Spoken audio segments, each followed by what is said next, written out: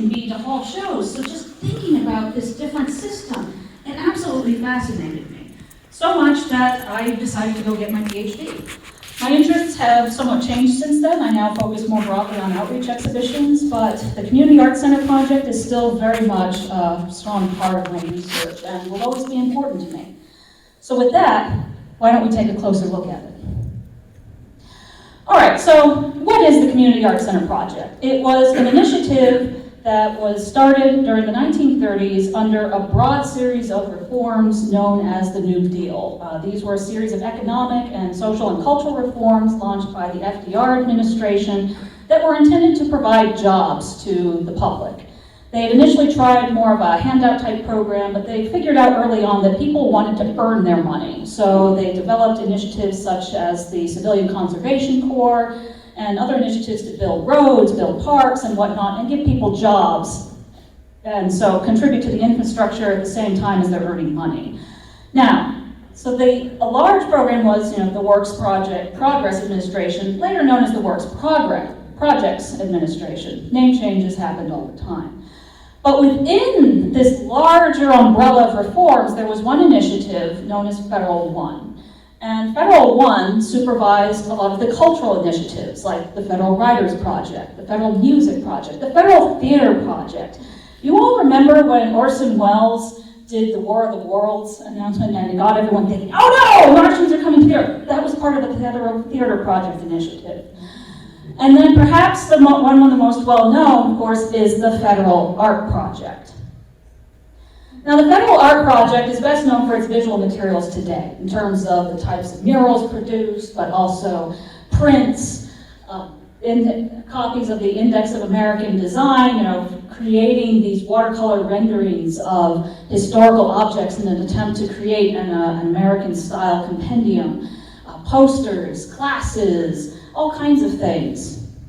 But they also had an educational component, and that was the Federal Community Arts Center project, which started in late 1935.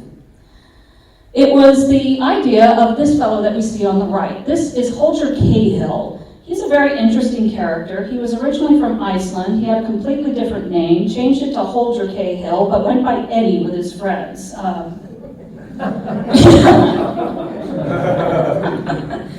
Whatever works. Anyway, he was an art administrator and became tight with the likes of Abby Aldrich Rockefeller, a prominent folk art collector. And it was while he was on an art buying tour for her in the South, he was buying paintings like what we see on the left, vernacular portraits and paintings and the like, that he noticed that there weren't a lot of what you would call museums or art centers down in the rural South. He thought, well, it might be nice to start up a program where we could share exhibitions with this region.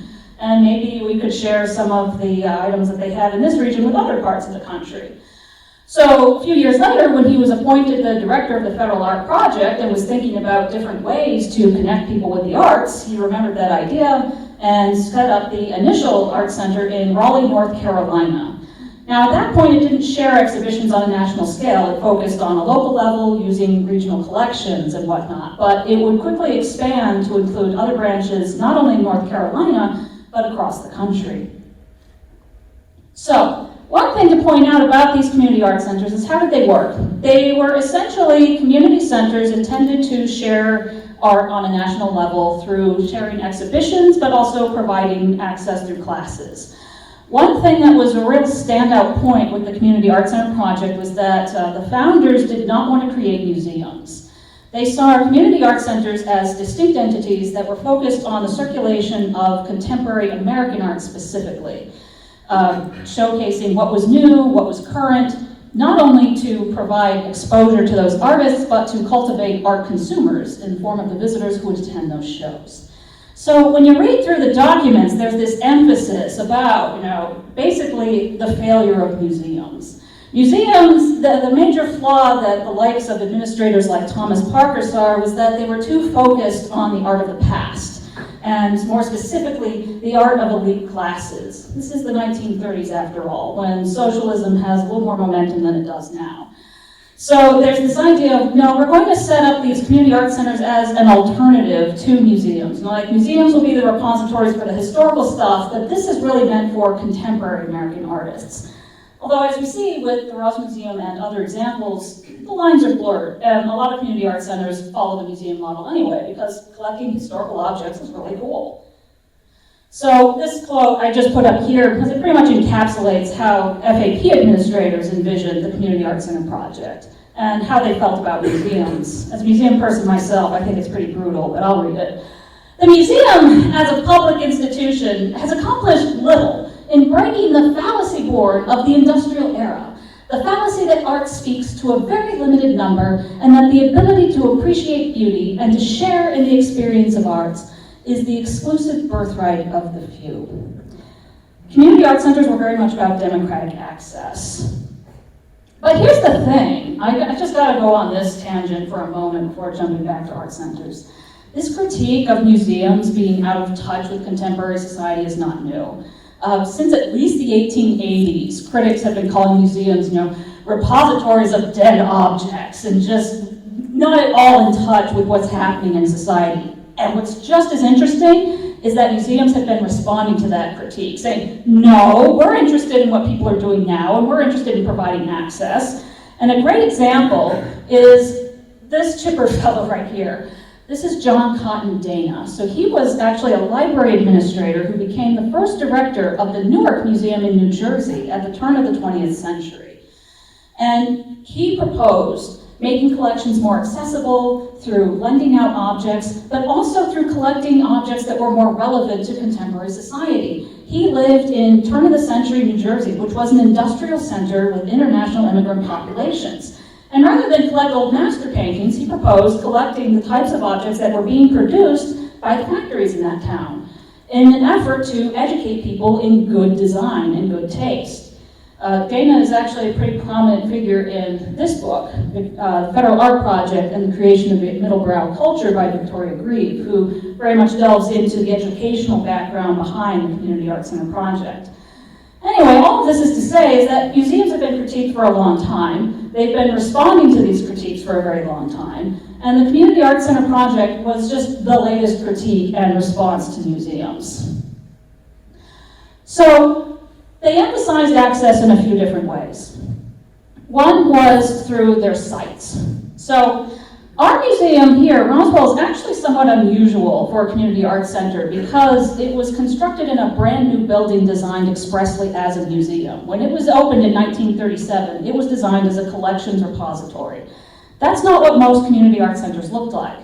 The majority of them occupied whatever vacant buildings were available. So you have examples like the Melrose Art Center, about an hour and a half from here near Clovis. That occupied an old storefront.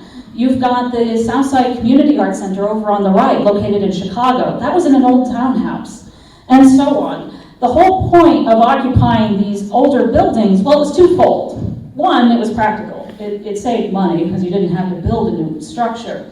But it was also part of this idea of making the arts to become a regular part of everyday life.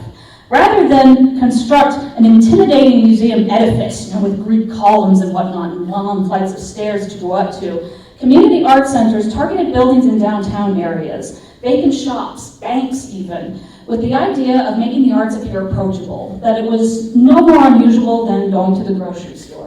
You go to the grocery store to get your food, you pop into the art center to get your art for the day.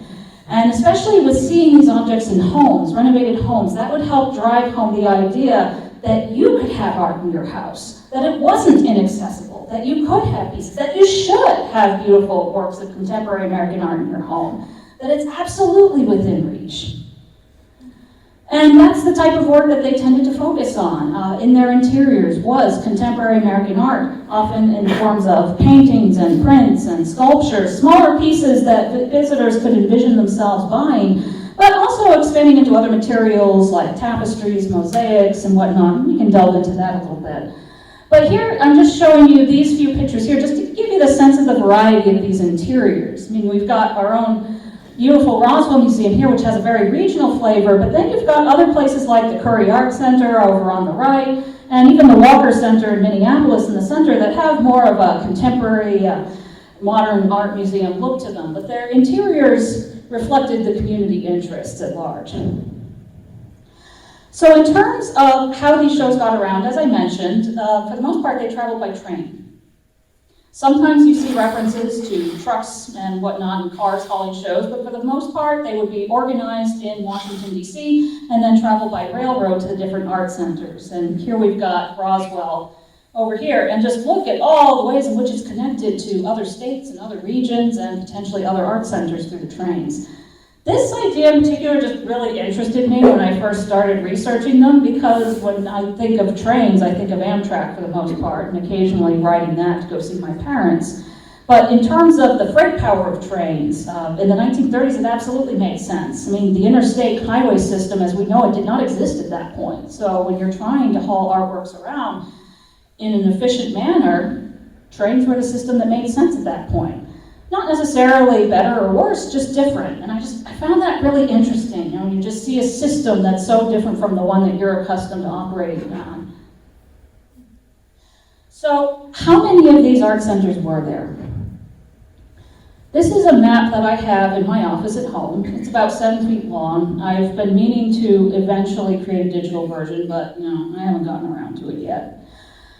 At the peak of the program's operation, there were about 100 art centers in operation in over 22 states. Here I've got them color-coded, depending on what their function was, because they all operated a little differently.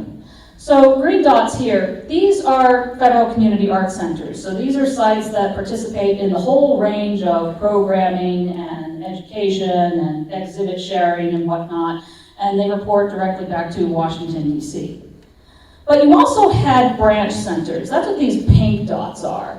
And these are sites that are essentially associated with a primary community art center in a specific state, but they have their own little network of exhibition sharing. Maybe they offer a class or two, but maybe they don't. It depends on what their resources are. This particular format was very popular in rural areas. Let's take a quick look. So like in Wyoming, for example, you have a primary art center, and then look at all these branch centers that it would share exhibitions with and whatnot. Or Oklahoma, that was one that really surprised me, was looking at all the sites in Oklahoma that were branch centers. And then on the final section here are these orange dots. So these are, I've been calling them partners or affiliates. They're not officially federal community art centers, but they share exhibitions and they take part in programming. Maybe they predated the arrival of the Community Art Center project, but they're still involved. An example here is actually the San Miguel Art Center that was located in Las Vegas, New Mexico. It closed around 1939. One of my goals with this map is to not only put it on a digital platform, but I also want to animate it by the years in which these art centers opened, because this map is somewhat inaccurate. It's showing all the centers that ever existed, but they never all existed at the same time. Centers opened, centers closed, and what happened a lot, as I've been learning, is centers moved. They might start in one location, but then they'll jump to a different part of town, or maybe they'll get another building set up. Some centers moved because they just were so popular, they couldn't accommodate all their visitors and they needed a bigger space. Maybe the rent went up in one place. That's especially an issue you run into in the later years of the program with budget cuts in terms of, well, we can't meet the overhead on this, so maybe we'll downsize into a smaller area. But the whole point is that the program is very much in flux. It is all over the place in terms of where centers are opening, what the demand is, what kind of programming they're having, what their location is. And it's never in the same place at any given time. And I just think that's really interesting, because I feel like as a museum person we put so much emphasis on the permanent, but this is very much a fluctuating program, and I find that really interesting. So what did these art centers do exactly? Well, they did all kinds of things. They were intended, as I said, to integrate the arts into daily life for their visitors. And there were a couple of reasons for doing this. On the one hand, they aspired to provide art access to better the lives of their viewers, of their community members. Remember, this is 1930s USA. It's not exactly a great time economically. So having these art centers offering free classes, free exhibitions, it's a way of providing some beauty to a rather bleak period. But there are also some broader national objectives. So this is the 1930s. You've got fascist Italy, fascist Germany. There's this real concern over whether democracy is in a good place and how do you strengthen it. And the Community Arts Center project was seen as a way of bolstering democracy by bolstering critical thinking in the form of art access. FAP administrators like Holger Cahill argue that through going to an exhibit, through taking a class, through learning how to make something, through learning to exercise choice in the form of the type of line you draw, the type of color you use, the type of shape you choose to render in a painting, that's you exercising your choice as a democratic citizen. You're saying, no, this is what I want to do. I'm not just copying someone else, I'm making my choices.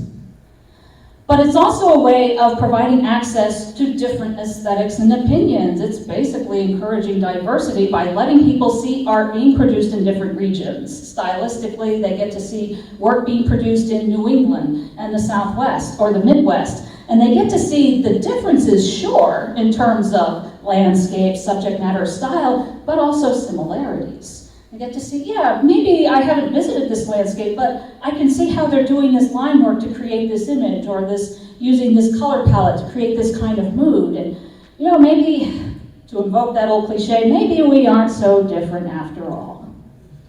So those were some of the broader, aspirational objectives of the program, was to enrich the lives of people and promote democracy. And they did so in a variety of ways. They did so through offering exhibitions and also through classes and serving as community spaces. They weren't just limited to art. They encouraged social clubs like garden clubs, junior leagues, and whatnot to hold their meetings there, to have get-togethers there, while being surrounded by art. Again, driving home the idea that art is not separate from daily life, but very much a part of it. It's not something that's lofty and high and far away from you, but something that you encounter every day. Given, probably from an educational standpoint, what a lot of people like to emphasize are the classes. So classes were a hallmark of the community art centers. In terms of education, they emphasized individual creativity. So rather than teach people copying, like say, we're going to copy this cast or whatnot, and you're going to learn to master this technique, it was very much about teaching people to express themselves. We'll provide you the tools, but ultimately you're the one who's going to be making the choices in terms of what colors you want to use, what kinds of brushwork you want to apply, or whatnot. Not unlike what we see in a lot of art classes today in terms of personal expression. So classes were offered for adults as well as children, and in the early years of the program at least, these classes were free, which I think is pretty remarkable, being able to go in and just learn how to paint and not necessarily to pay for it. The objective of these classes wasn't necessarily to produce professional artists, although some artists did get their start in these art centers. Some of the more famous examples are Robert Blackburn and Joseph Lawrence, who both took classes at the Harlem Community Art Center in New York. But the real goal was to produce informed art consumers, essentially. How can you appreciate art if you haven't made it yourself? If you learn how to paint, you can then better appreciate the art that you're seeing in the exhibition, saying, yes, no, I can see that how they applied this paint or whatnot, and I actually like that piece so darn well, I'm going to take it home. So it was this idea of creating enriched art consumers and appreciators, not necessarily professional artists. But the part that I was especially interested in with the Community Arts Center project were the exhibitions. So we're going to focus on that. It's my own bias. I'm a curator, so of course I'm interested in the shows. And these shows, in terms of their scope, they really blow my mind. Okay, so how it worked was community art centers, it was twofold. They created their own local exhibitions featuring whatever regional artists were around. But they also participated in a national exhibition sharing network where they would get shows from Washington, D.C. They would get those shows from an office called the exhibition section. And this exhibition section would put together shows that would then travel around the United States by train and go to all the different art centers, usually featuring FAP art, so Federal Art Project pieces, but also pulling off of historical collections or contemporary collections available in nearby areas. Here's the thing that really blows my mind about this. So Mildred Holzhauer on the left here was the director of the exhibition section. She had an office of fewer than 10 people at its peak. Between 1935 and 1942, they put together over 600 shows. Yeah, they picked out the pieces, they wrote up the interpretation, they created the frames, they packed them up, they set the schedule for all the different art centers, and they did all of this. And so when I was here, at the peak of my curatorial productivity, we put together about 8 original shows a year, plus we were there for the rare artists if they needed help. I thought that was exhausting. I can't imagine what it was like doing this.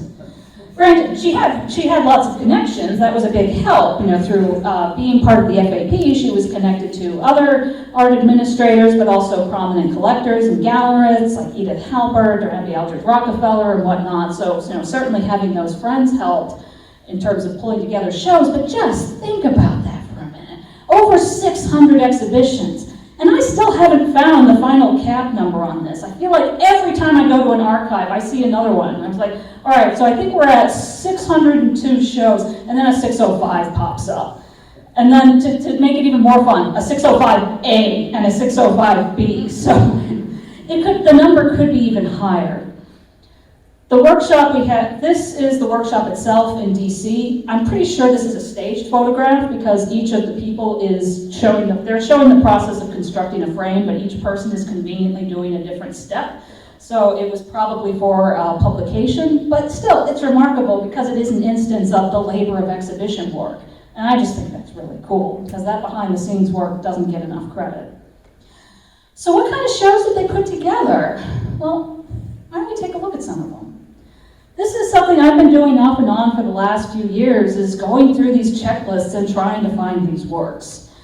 It's been hit or miss, because at the end of the Federal Art Project period, a lot of works were dumped off at museums in bulk, as well as other institutions, and, well, you know how it is. Museums never have enough staff, and pieces don't get processed in a timely fashion. Decades go by, and then you don't remember what you have anymore. So locating the pieces has been a little challenging, but for the interim, I've been concentrating primarily on prints. Because prints are multiples, it's usually easier to find a piece. So let's take a look at some of these shows. Here's one example. FAP exhibition number 299, New York Prints. Pretty self-explanatory. It's prints made by artists with the FAP based in New York. And what I love is the variety that you see in these pieces stylistically. You get your regionalist type pieces, this very sad looking cow, poor cow, poor Bessie, out here, just out in this very rural, very dust bowl type landscape. But then you also have on the right, these almost surrealist works in this scene of transportation. And then you've got, your classic urban loneliness scene here, where it's like, I'm at the underground waiting for the subway to come in, and I'm just absorbed in the paper and whatnot. So that's one example. Here's another show, exhibition number 359, lithographs from Illinois. So one thing I loved about this program was that it wasn't just about featuring New York artists. It's about showing what's happening across the country. So you have exhibitions showcasing artists from Illinois, Ohio, Louisiana. There's another show called Impressions of Alaska. So you have all these different states represented to underscore, again, the variety of art that's happening around the country. So we've got the lithographs, here again, Ohio print processes. And again, just look at the variety of these prints in terms of their style. There's really something for everybody. And here we've got silkscreen prints, so we've got pieces that are coming from all over the place in terms of nationally, including some artists in our collection, like Beatrice Mandelman and Joseph Vogel on the left. I actually love this piece because I'm not a football person at all. I didn't understand how football worked until a couple years ago, and even now I'm not really sure.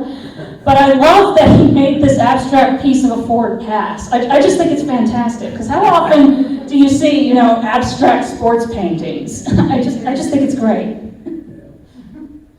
And then one more here is number 399, George Constant Drypoints. He was a Greek artist who immigrated to the United States, and I just put this show up here because he's been popping up everywhere.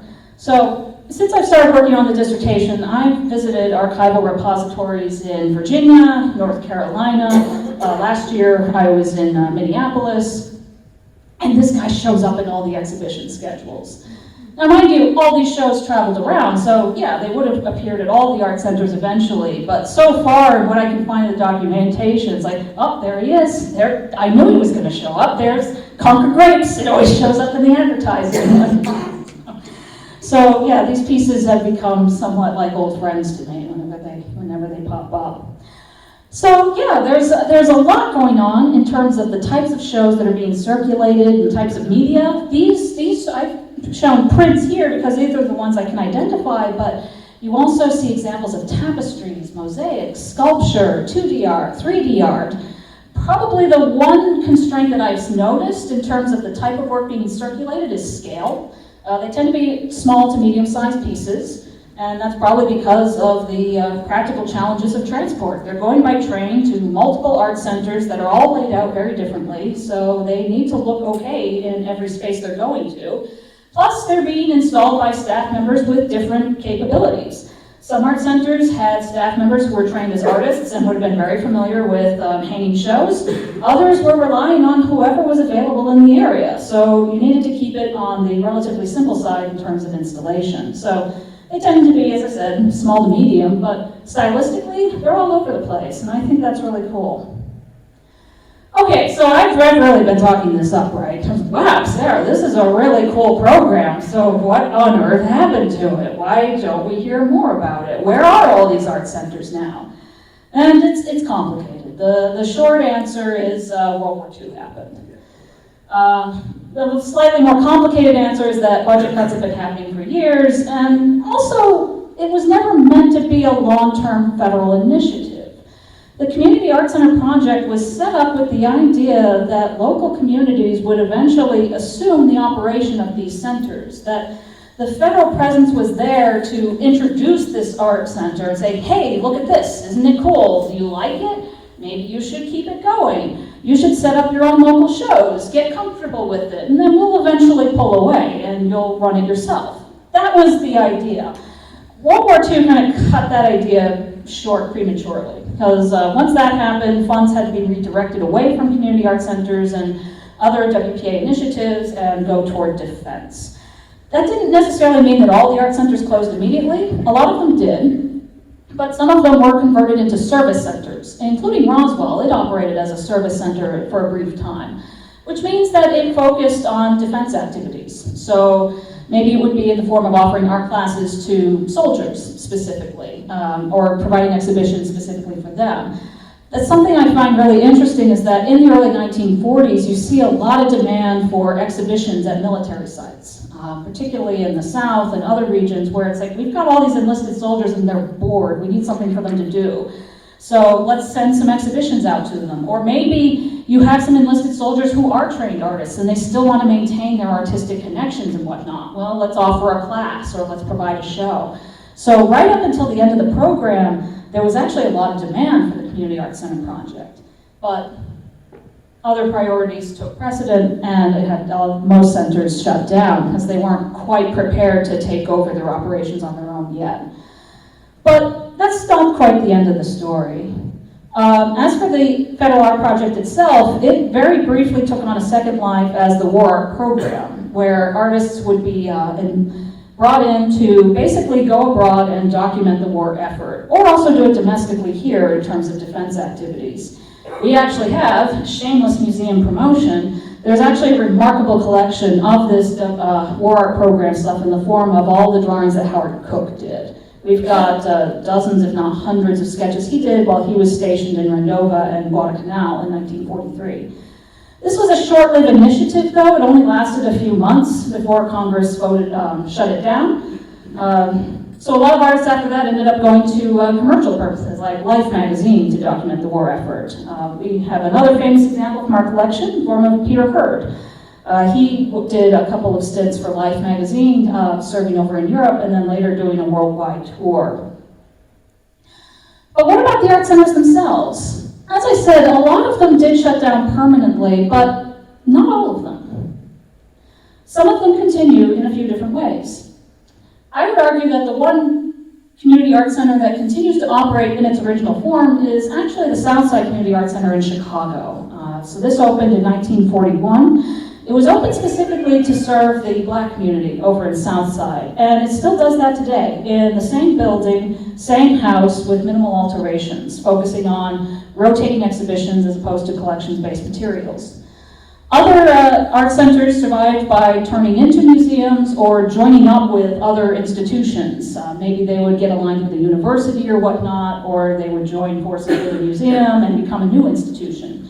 Examples of this include the Oklahoma City Art Museum, which happened when the local art museum there combined with the Oklahoma City Art Center.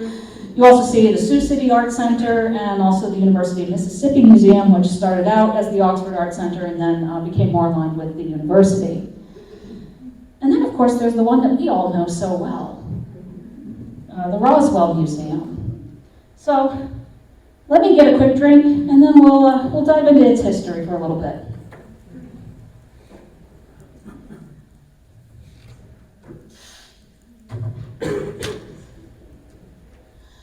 Okay, so before I go into the history of the Art Museum, I hope you'll just humor me for a second, because I'm going to do a minute of archival theory.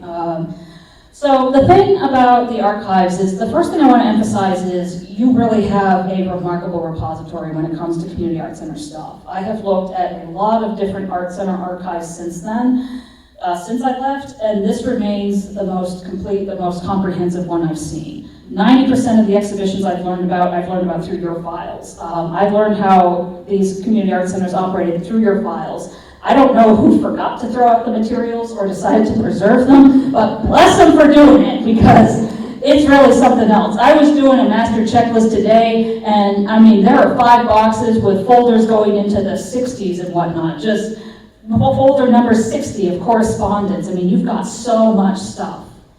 But that said, no archive is complete. Every document that's chosen to be preserved or not preserved reflects a particular bias or viewpoint, and Roswell is no exception.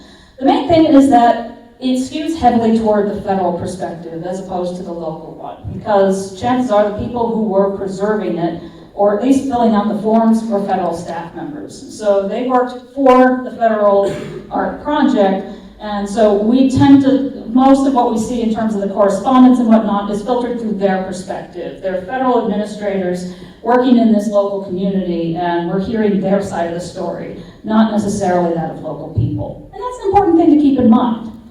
Probably the most striking example I see of this is a few years ago, because I wanted to torment myself.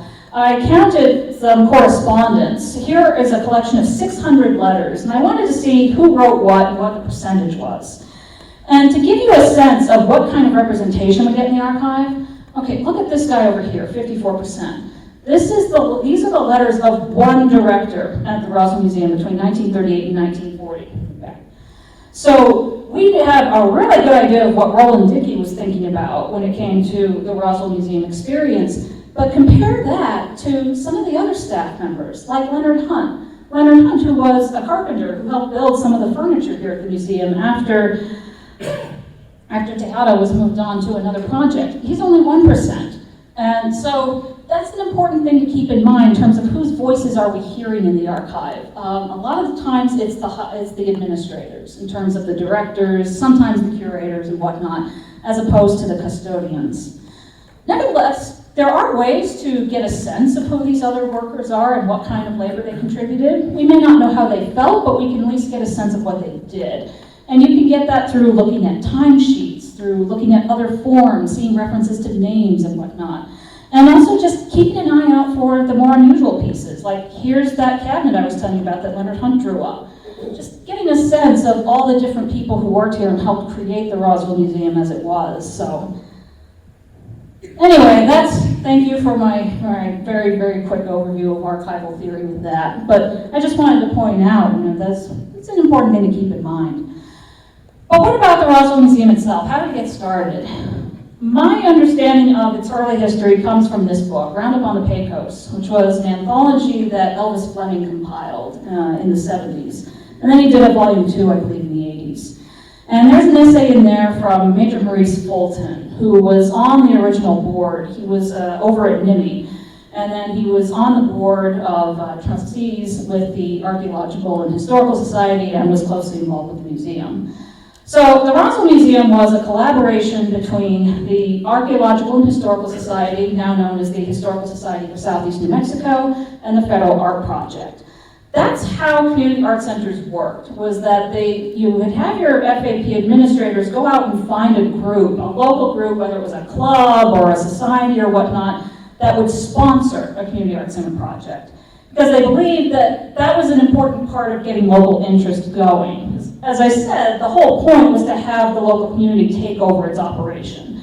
So they would identify a group saying, hey, are you interested in operating an art center with us? You know, and then they would fill out an application, and then they would read through it and see whether or not they had the financial backing to cover it up and whatnot, and that's usually how it worked. Roswell is a little different because the Archaeological and Historical Society had a different objective in mind initially. What they wanted was to construct a museum for their collection, which was being housed in the Carnegie Library. They'd run out of room, they knew about WPA money, and they had applied for it. And then, as far as I can tell from this volume, they ran out of money, or at least they used up all the money in the construction of the building, and then we're wondering, well, how are we supposed to staff it now? Well, the local WPA administrator in town said, hey, have you heard about this community art center project? They supply you a staff in exchange for teaming up with them, so maybe that'll work. So they worked out an agreement, and that's how it got started.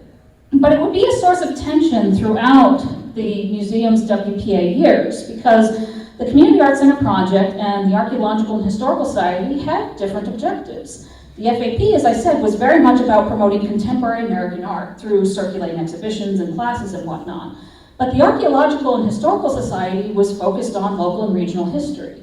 And it meshed pretty well for the most part, but there are definitely moments where you see the tension in terms of some of the sponsors saying, why are you always using the main gallery for your shows? Can't we use it once in a while to showcase our collection? I mean, that's why we had this built after all. And then, again, this is where some of that federal bias comes in, because the federal administrators say, oh, these people, they just want to show their stuff all the time, and they don't understand the purpose. But that's why it's important to read between the lines and see what the other side was actually thinking. So, the museum was opened in 1937, but plans were in discussion as early as 1935, if not earlier. Chances are you've seen these architectural drawings by Frank Stanhart. He was the architect for the original building. From the get-go, they envisioned it as a historically informed building, specifically a Spanish colonial revival. And that would inform its aesthetic from its exterior all the way down to its furnishings. So from its onset, the Roswell Museum had a distinct aesthetic that set it apart from other art centers. And what a gem of a little building it was, am I right? So here we've got the exterior, and then I know we've had that wonderful culture workshop occurring today. Look at this culture curtain that decorated the original stage and has been beautifully recreated, I might say, in a Trompe l'oeil painting in Founders Gallery right now. If you haven't seen it, you should check it out. I mean, when I saw it when I first walked in, I was like, did they blow up a photograph of it? Wow. But no, it's painted. So yeah, it was a Spanish colonial revival interior, and this would be a hallmark of the building. It would be summoned in newspaper articles and reports again and again as a defining feature. Who exactly came here? All kinds of people visited the museum. A lot of local residents, but also people from out of state and even abroad. I saw a reference in the archive the other day saying that within the first year of operation, you had people from as far away as France coming over here, visiting maybe friends or family in Roswell, but then going over to check out the museum. But I put up this page here because there's an old friend. Peter Hurd came to the museum many times. He and Henriette Wyeth had the inaugural show in 1937, so when that opened, their paintings were on view. They had another show in 1939. Whenever the Archaeological Society did fundraisers or whatnot, they did at least one that focused on historical dances and music, and he came down and provided some music with his guitar and whatnot. So from the beginning, a lot of these early characters that we see in the collection, Peter Hurd, Robert Goddard, and whatnot, they're here at the museum, they're involved, and I just think that's really cool. In terms of the types of shows that circulated through here, here are some examples. Some of the shows that I showed you earlier, like New York prints, circulated through here. Also, lithographs from Illinois was another show. The Index of American Design appeared here at least 3 times between 1938 and 1942. So a little bit about that. The Index of American Design was this national effort to create a compendium of American style by documenting in painstaking detail historical objects, historical vernacular objects. It encompassed textiles, what we would call antiques, furniture, toys, clothing, and whatnot. And here's the thing that I find remarkable about these. These aren't photographs. These are watercolor paintings. So these were, this was another way of employing artists. So artists would be hired to create these renderings of these antiques that had been identified. They would then be sent over to DC and turned into these compendiums that were then they intended to make copies of them and share them with schools and universities and libraries and whatnot. Again, World War II kind of cut that short, but those plates still exist in Washington, D.C. And if you ever want to go down a rabbit hole, you should just go onto the National Archive website, or Library of Congress, and look up the Index of American Design, because they've been digitizing it, and there are thousands of images there. You can just stare at them all day. I've done that when I can't sleep, and it's really something. But that appeared 3 times. Each time it was a different configuration. So a different selection of prints. I know for the first showing in 1938, a local exhibit of antiques was organized in conjunction with the index prints. So another way of tying in local interest to national shows.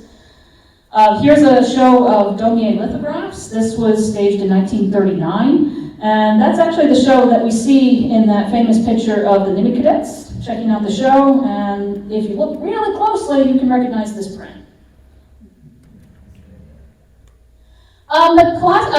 Exhibitions weren't the only thing that happened here. Classes were also a really important part of the museum's history, although it's somewhat unusual. So when the museum building was designed, it didn't initially have classroom space in it because it was not designed as an art center. It was designed as a collections-based museum.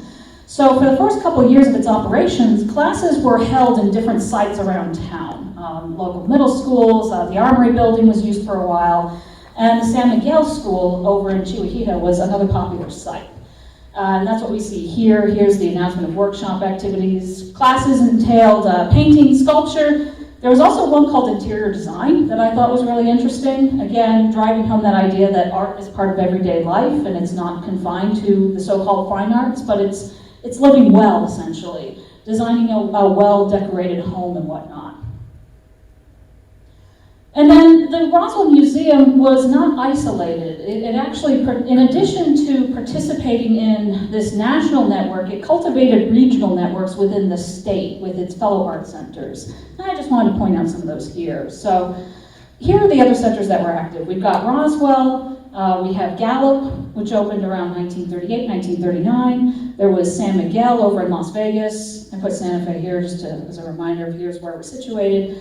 And then probably the one it communicated with the most was the Melrose Art Center over in Clovis. They actually had a bit of a rivalry going on because Melrose was, it opened in the community of Melrose, which had a population of about 600 compared to Roswell's few thousand. So a significantly smaller community, but they had higher attendance numbers for a while. And that made the Roswell site jealous. And there's this great letter between Roland Dickey and Martha Kennedy, the director at Melrose, where Dickey's like, we finally beat you. We finally got a higher attendance number than you. It only took a New Mexico State Fair and a teachers' convention, but we got you this time. And I love those moments because it reminds you that these people were human. You see this kind of rivalry today, when you're emailing other museums or whatnot. It's like, well, how was your visitation? Well, we had this much. Or well, I got written up in this paper. Well, I was in El Palacio. So just seeing those moments. Here's the Melrose site. It occupied 2 sites while it was open. This was the first one, a shop. And then in 1939, it moved into the City Hall. The City Hall is still around today. The store, as far as I know, has not existed for a long time. But I just pulled this up here because this is a great example, again, of the idea of these artworks circulating around. So this is a scene from Edmund Lewandowski's watercolor show. So he had an exhibit here. It traveled here in late 1938, and then it traveled up to Melrose in early 1939. And here's an installation shot inside Melrose with this show, and that painting over here on the right is the one that we have back there. And again, I just think it's really cool, the idea that these artworks moved around, that different people got to see them at different times. And they weren't stationary, they were in flux. The museum also collaborated with other WPA-related projects in Roswell itself. Some of the instructors, classroom instructors, oversaw classes at the CCC camps, for example. And then also here's a great example of working with City Hall. So even before we became a municipal institution, we were already closely involved with city government.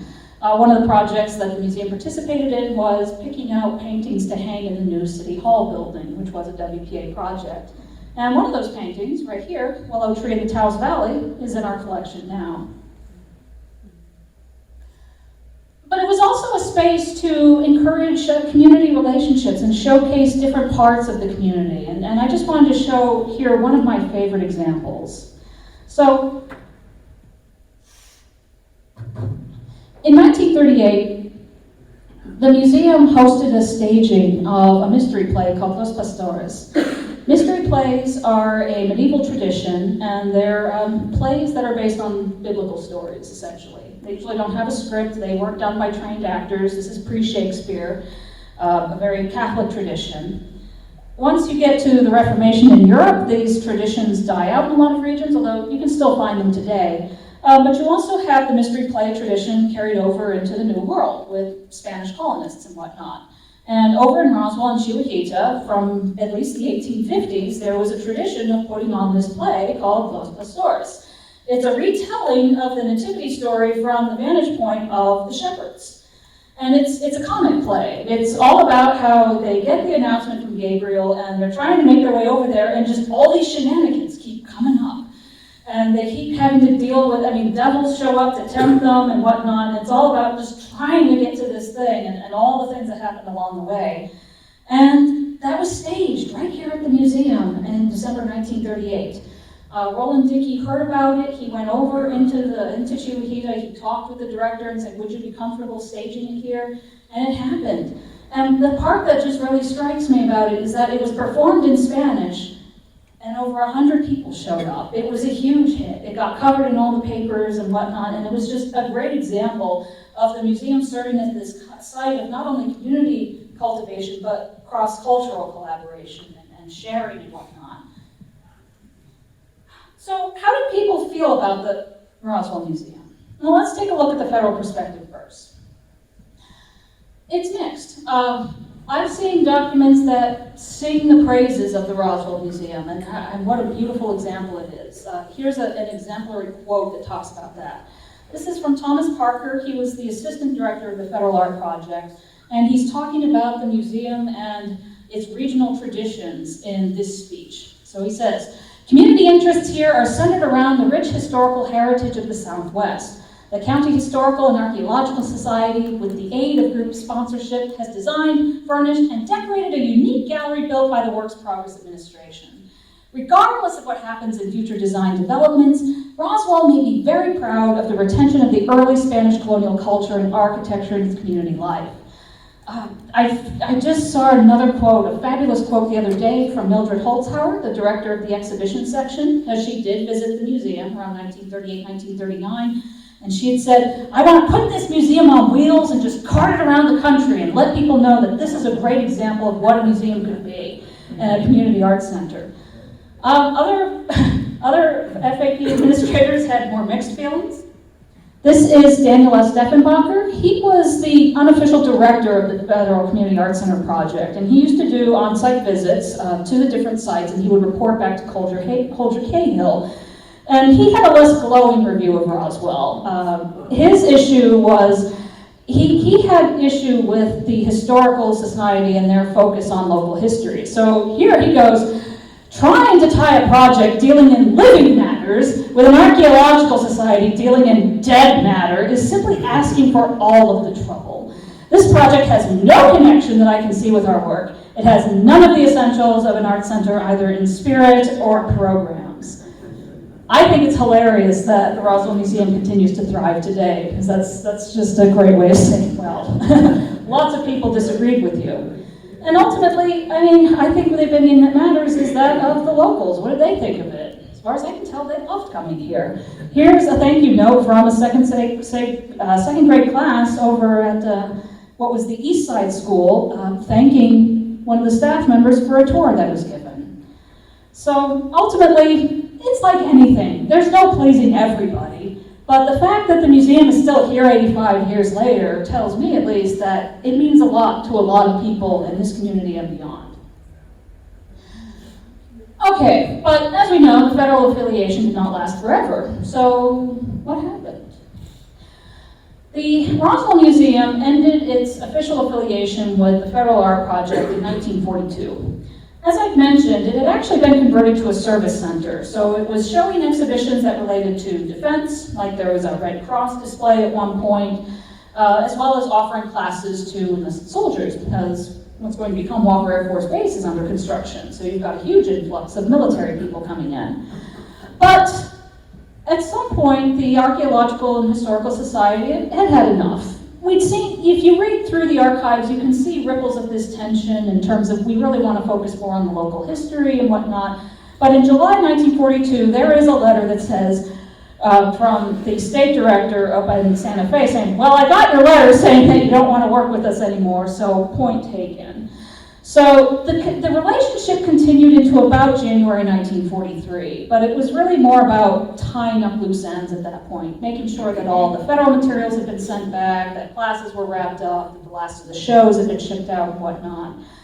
And then the museum, by that point, it already had a relationship with the city. It was looking into its long-term sustainability.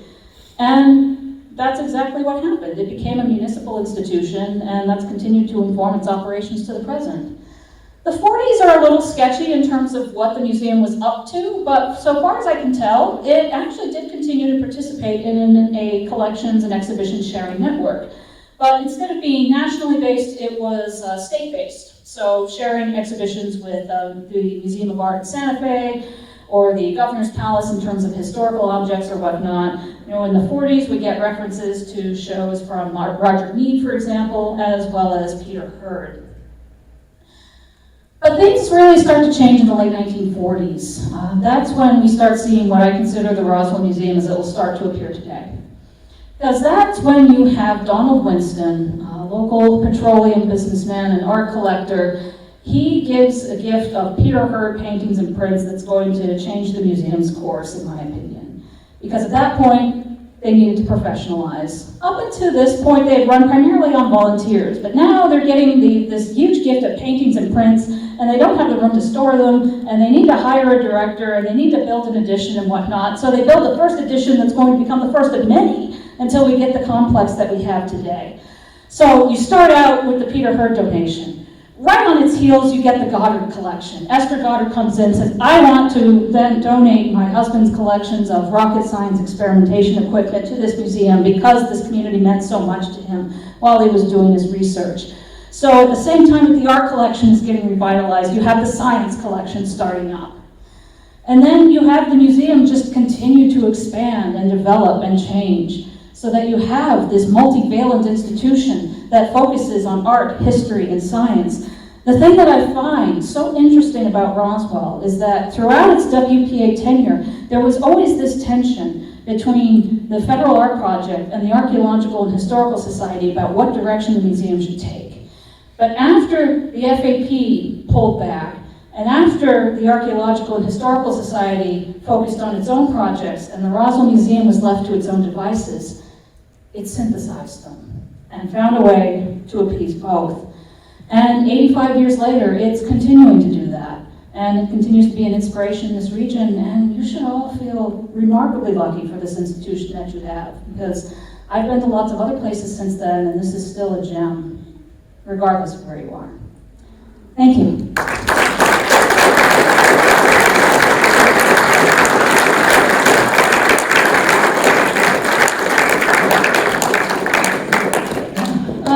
I think we've got a Q&A. If anyone has any questions or comments or whatnot, we'll do a little bit of that. And then I think there's a reception, there are snacks over there. And yeah, so are there any questions? Yes, I can bring the mic to you.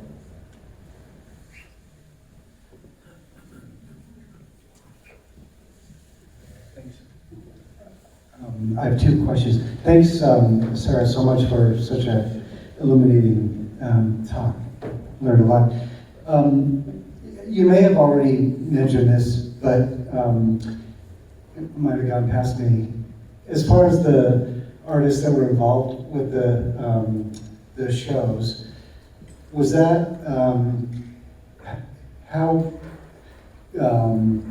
was that commissioned? Did the government commission the artists or purchase works, or did they loan works? That's one question. And then the other is a little unrelated, but I wonder if in your research you came across anything about any WPA murals that were part of Roswell. Thanks. Great question. So to address the first one, how were the artworks involved? It varied. In terms of creating the exhibition section shows, so I know that Mildred Holzhauer did focus on FAP artists, so she would visit different projects in different states. And from what I can gather, sometimes it would be based on a singular artist. Maybe she saw an artist that really stood out to her in terms of, oh, that's neat, I'm going to showcase that. Or maybe they wanted to do a show based on a theme, like landscape or whatnot. My guess is that she would get in contact with the state directors in those respective areas, say, hey, we're putting together a show on this, do you have any artists to recommend? I do know that when these works traveled, they were available for sale, so people could buy them. Again, that was part of the point, was to encourage art consumers. So they were available at that point. But they also did put together loans. Some were from private collections, some were from other artists. But they also reached out to institutions like the Library of Congress or different university collections, and would put together more historical materials. The Donier Cartoons show is an example of that latter category. And then in terms of WPA murals, I do know that there was one at City Hall, but it lives in Albuquerque now. Isn't there one over in Portales in the pretty famous mural inside the administration building or something in Portales? Yeah, I'm not super familiar with that one, but yeah, I think that's another example too. Yeah, that's one of the characters. Excuse me? There's one in Fort Sumner. Oh, In the courthouse. Yeah. Yeah, check that one out myself. Yes. I'll stand up and I'll talk loud so you don't have to pass the mic. Okay. Thanks for a good presentation. Yeah. Nice to learn about our history. The Roswell or Chaves County Archaeological Society that you talked about that was so instrumental, can you tell us a little more about what happened to the artifacts and stuff they have, or their history? So I think a lot of their collections are at the Historical Society for Southeastern Mexico. I think some of them did remain with the museum collection as well. What usually happened was, so the pieces were on loan, and then there's, as I said, the 40s are a little nebulous, but then in the 50s you do start seeing acquisitions of like Native American artifacts, for example. So I think they're split between the two different places, and maybe other institutions as well. Thank you. You are wonderful speakers. Thank you so much. Yeah. Thank you.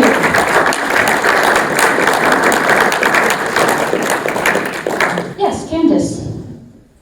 I just wanted to affirm what Sarah was saying about the cultural ferment here in the 30s and 40s, because it was, from what I could tell, it was about every 3 weeks that they put up a new exhibition of the traveling exhibitions.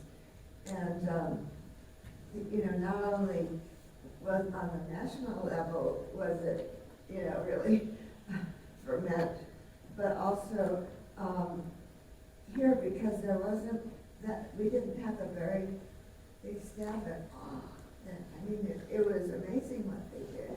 And they were always sending them back and lading them on the the trains and then bringing the new one, and I don't know how they did it.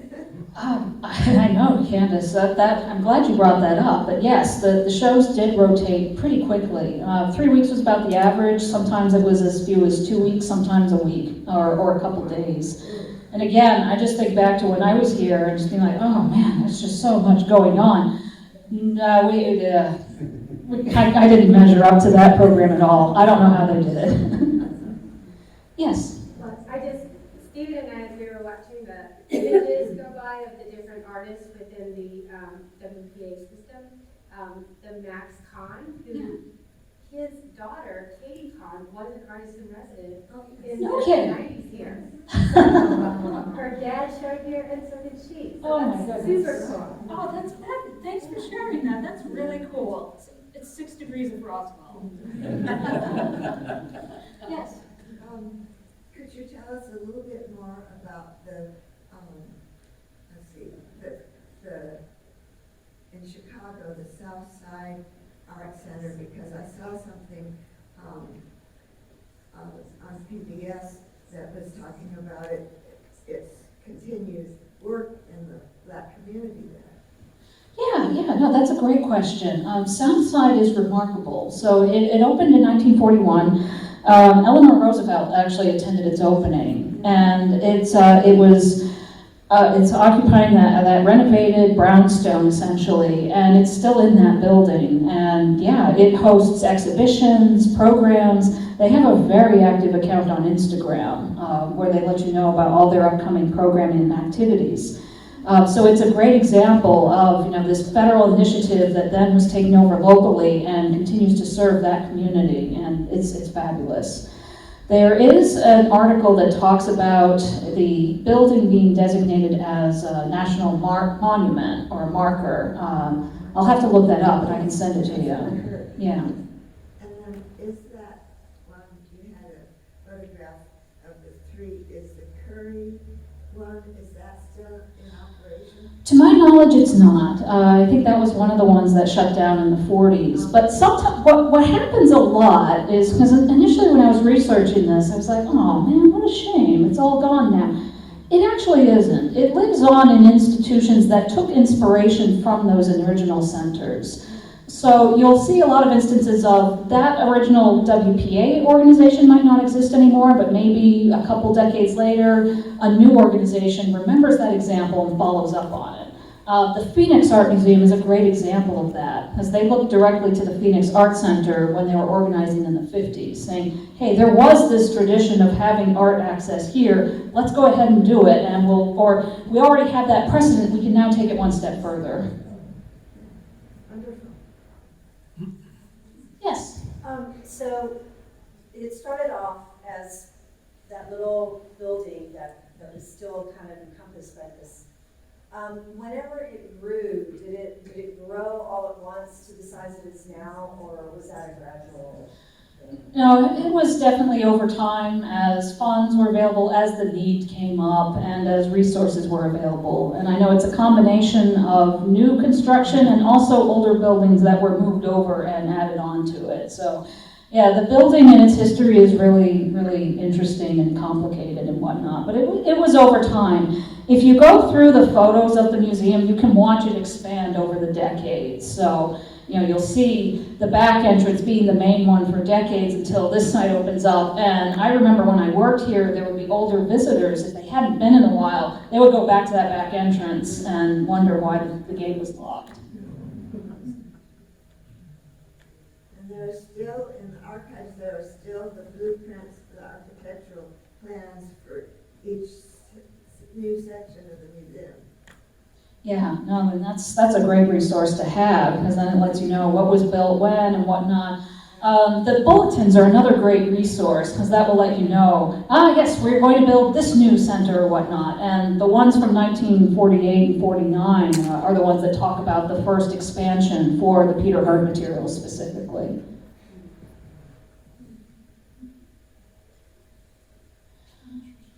All right, well, if there aren't any other questions, I say it's reception time.